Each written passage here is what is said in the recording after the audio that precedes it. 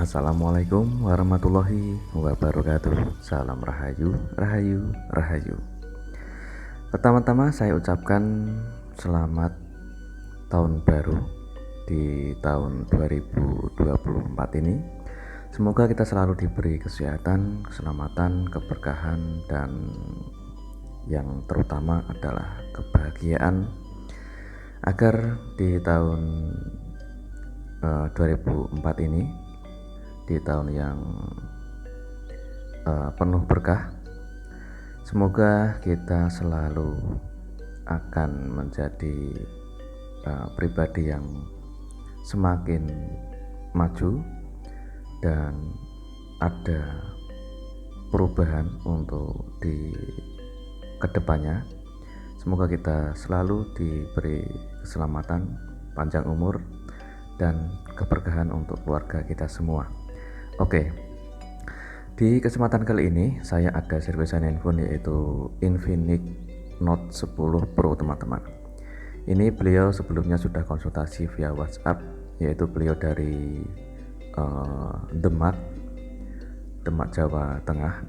Beliau diminta untuk perbaikan handphone ini, yaitu untuk perbaikan penggantian kaca touchscreen saja, teman-teman. Jadi beliau tidak ingin untuk mengganti LCD satu set yang KW. Kalau LCD satu set yang ori itu sangat mahal, teman-teman. Jadi beliau pengen masih memakai LCD yang originalnya tanpa mengganti LCD yang baru, teman-teman. Di kesempatan kali ini saya akan berbagi tutorial, atau di bagian part yang pertama ini saya rencana untuk berbagi tutorial di bagian part pertama, teman-teman. Jadi saya bagi untuk part 1 dan part kedua karena durasinya sangat panjang untuk pengerjaan handphone ini. Kita buka dulu untuk tahap pertama, yaitu untuk proses membongkar LCD dari frame atau melepas LCD dari frame untuk proses penggantian kaca touchscreen, teman-teman. Untuk pembongkaran harus dilakukan dengan hati-hati karena di samping ada fleksibel sidik jari atau fingerprint. Kita lepas pelan-pelan dan kita simpan untuk bezel dan juga sidik jarinya. Jangan lupa untuk melindungi di bagian kamera belakang agar tidak kotor, teman-teman. Kita angkat mesinnya dan kita simpan dulu mesinnya. Di bagian ini kita proses untuk melepas baterai dan juga membongkar LCD dari frame. Oke, kita letakkan alat separator, yaitu untuk sebagai penghangat untuk mempermudah pembongkaran LCD dan juga melepas baterainya. Oke, kita panasi lagi menggunakan alat separator. Ini tujuannya untuk melemahkan lem, yaitu untuk mempermudah di bagian membongkar atau melepas LCD dari frame. Di tahap ini juga harus dilakukan dengan hati-hati karena bagian kerusakannya adalah bagian kaca touchscreen yang retaknya sangat parah. Berbeda kalau hanya retakan di bagian kaca touchscreen itu ringan, seperti sebagian kaca touchscreen yang retak seperti sehelai, 2 helai, atau 3 helai. Namun ini adalah pecah 1000, teman-teman. Kalau pecah 1000 dan retaknya sangat parah, harus dilakukan dengan hati-hati agar LCD-nya bisa selamat dan hanya untuk penggantian kaca touchscreen tanpa mengganti LCD, teman-teman. Jika membongkar di tahap awal membongkar atau melepas LCD itu gagal, alias ada cacat seperti garis, tompel, ataupun cacat lainnya, terpaksa harus mengganti LCD satu set, teman-teman. Oke, setelah saya membongkar LCD dari framenya, jangan lupa untuk pengetesan. Jika LCD-nya masih bagus, kita lanjut untuk proses selanjutnya, yaitu melepas atau memisahkan kaca touchscreen dari LCD. Kita letakkan lagi ke alat separator dengan suhu panas yang sudah kita setting sebelumnya dan kita siapkan untuk kawatnya. Untuk kawatnya saya menggunakan ukuran paling kecil yaitu 0,03 mili. Kalau yang kawat ukuran sedang itu adalah 0,05, yang agak lebih tebal itu 0,08 mili, teman-teman. Oke, kita lanjut untuk proses memisahkan kaca touchscreen dari LCD. Di tahap ini saya agak kesulitan. Ini kawat yang saya pakai itu sering kali putus karena banyak kaca yang retak, teman-teman. Jika keretakannya itu sangat parah, kalau kita tidak hati-hati bisa menyebabkan kerusakan pada LCD. Di tahap ini saya alihkan ke bagian LCD bagian atas atau dekat bagian kamera depan yang awalnya tadi di bagian bawah yang dekat fleksibel, karena ada bagian kaca touchscreen di bagian tengah yang retak parah yang menyebabkan untuk kawatnya agak tersendat-sendat. Oke, setelah kita memisahkan kaca touchscreen dari LCD sudah berhasil, jangan senang dulu, kita bersihkan dulu di bagian sisa lem yang ada di bagian LCD teman-teman. Oke, untuk membersihkan di bagian sisa lem yang ada di bagian LCD, kalian bisa menggunakan alat roll dinamo atau alat roll otomatis, atau bisa menggunakan manual menggunakan pinset. Di sini saya mendapati ada pelapisan Polaris yang sedikit agak robek teman-teman. Oke, perhatikan di bagian LCD paling samping ini, saya coba untuk memperdekat. Yang saya tunjuk itu adalah bagian lapisan Polaris yang sedikit robek, ya disebabkan dari awal proses untuk memisahkan kaca touchscreen itu kawatnya tersendat atau tergesek oleh lapisan. Di bagian itu yang awalnya keretakan samping itu retaknya kecil-kecil dan sangat parah hingga menyebabkan kawatnya tersendat dan terhenti yang bikin lapisan Polarisnya robek teman-teman. Otomatis jika lapisan robek itu tampilan LCD-nya akan putih.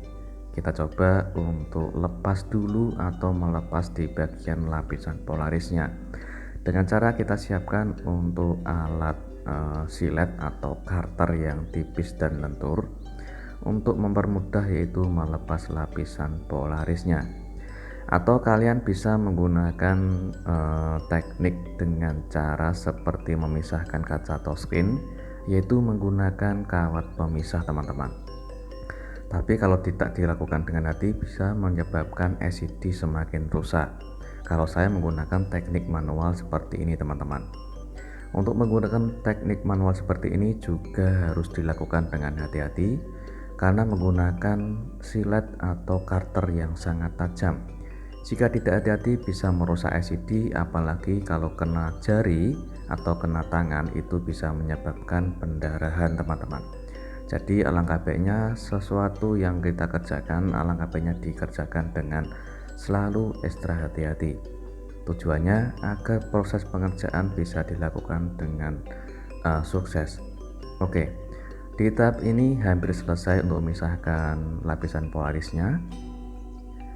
Dan seperti itu adalah lapisan Polarisnya ya teman-teman. Setelah kita melepas Polaris dari LCD, kita lanjut untuk membersihkan yaitu sisa-sisa lem yang ada di bagian LCD. Kita bersihkan menggunakan cairan pertama, cairan sejenisnya seperti thinner atau alkohol. Oke, setelah kita bersihkan LCD-nya, perhatikan di bagian khususnya kamera depan, usahakan bersih ya teman-teman. Kita lanjut untuk siapkan yaitu pengganti lapisan Polaris. Ini adalah lapisan Polaris. Kita coba untuk presisikan, yaitu kita cek atau kita tes lapisan Polaris ini yang akan kita ganti atau kita pakai harus benar-benar presisi agar gambarnya bisa kelihatan jelas. Kalau tidak cocok nanti gambarnya akan keluar negatif atau hitam putih teman-teman. Jika sudah presisi, kita presisikan seperti ini.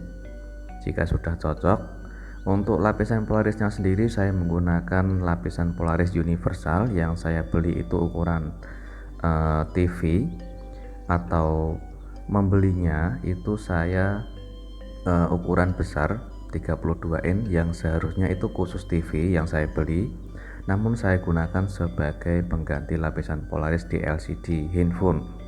Jadi untuk kita presisikan untuk layar LCD-nya agar bisa kelihatan jelas, bisa dipresisikan seperti awal tadi. Sedangkan yang ini itu adalah back cover atau lapisan belakang paling LCD. Di belakang lapisan LCD itu kita lepas, yaitu untuk mengambil lubang dari LCD. Jadi kita bisa mengambil bekas dari LCD yang tidak terpakai, seperti LCD yang kameranya itu terdapat di bagian tengah layar seperti Samsung 11 M11 atau seri layar IPS sejenisnya, yaitu yang menggunakan kamera depan yang ada di bagian tengah LCD seperti contoh lainnya seperti Poco X3 atau Note 9 Pro. Itu kamera depannya ada di tengah layar ya teman-teman. Kita potong sesuai yang kita kerjakan, yaitu untuk memanfaatkan lubangan dari lempengan logam yang terdapat di bagian lubangan tengah kamera, khususnya di bagian lubangan itu atau lingkaran kita gunakan untuk melubangi lapisan polaris teman-teman. Jika kurang runcing atau kurang tajam, kalian bisa mengamplas dulu. Kita amplas di bagian lingkaran atau bulatan kameranya, tujuannya agar lebih tajam saat kita untuk melubangi lapisan polarisnya. Kita presisikan untuk lubang polaris sama lempengan yang sudah kita cetak seperti awal tadi. Kita potong sesuai ukuran lubangannya atau lingkarannya. Jika masih belum bisa putus total, kita bisa menggunakan cutter yang tajam untuk melepas lubangannya. Selanjutnya kita presisikan untuk lubangan dari lapisan polaris, maksud saya. Setelah kita presisikan itu lubangnya sudah presisi, selanjutnya kita lanjut untuk proses membersihkan LCD-nya lagi. Karena proses untuk memasang lapisan polaris itu harus benar-benar bersih untuk LCD-nya, terutama di bagian lubang kamera depan teman-teman. Oke, kita presisikan dulu untuk di bagian lapisan polaris, yang terutama di bagian lubangan atau lingkaran kamera depan. Kita presisikan dulu, jangan sampai miring dan jangan sampai tidak presisi. Kalau tidak presisi bisa menyebabkan hasil kamera akan bermasalah. Selanjutnya kita presisikan dan kita ratakan menggunakan alat roll seperti pemasangan, yaitu lapisan lem oka teman-teman. Untuk pemasangan lapisan polaris seperti pemasangan lem oka. Oke, selanjutnya jika kepanjangan seperti ini tujuannya agar tidak salah pengerjaan ya teman-teman.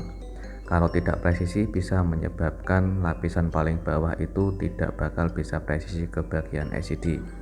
Jika tidak presisi nanti bisa menyebabkan hasil LCD-nya tidak bisa rapi teman-teman.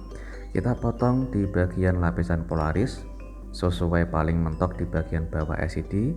Setelah kita potong dengan hati-hati dengan teknik metode secara manual, kita kasih garis untuk sebagai pembatas dan lalu kita potong atau kita gesekkan menggunakan cutter.